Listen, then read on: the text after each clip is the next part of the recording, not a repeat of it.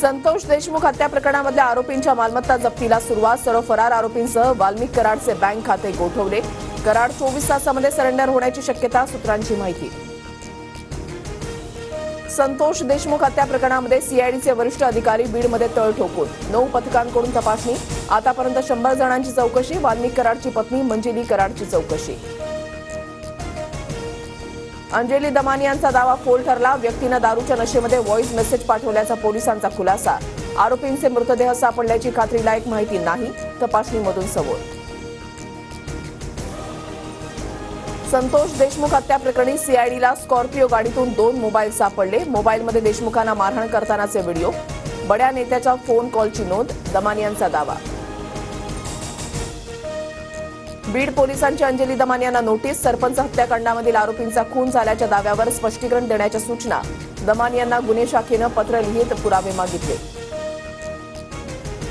धनंजय मुंडे आणि पंकजा मुंडेंनी राजीनामा द्यावा. मुंडेंचा राजीनामा आणि वाल्मिक कराडला अटक होईपर्यंत बीड सोडणार नाही. गुन्हेगारी विरोधात अंजली दमानियांचं सत्यशोधक आंदोलन सुरू. सागर बंगल्यावर प्राजक्ता माळीकडून मुख्यमंत्री फडणवीसांची भेट. सुरेश धस यांचा निषेध.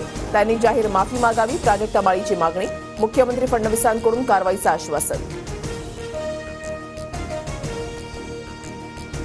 पवित्र प्राजक्ताची पवित्र फुलं सांडताना आजची समाजाची जमीन ते धारण करण्यासाठी संवेदनशील आहे. पंकजा मुंडेंची प्राजक्ता माळीच्या समर्थनार्थ पोस्ट.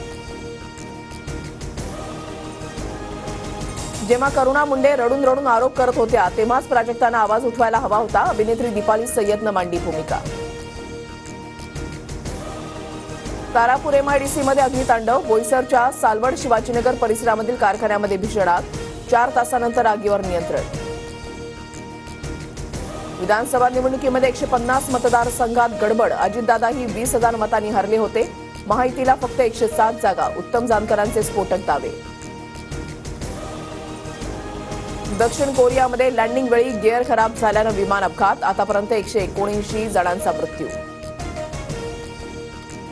अवकाळी पावसाचा राज्यामधल्या विविध भागामध्ये शेतीला फटका. धुळे वाशिममध्ये पिकांचं मोठं नुकसान.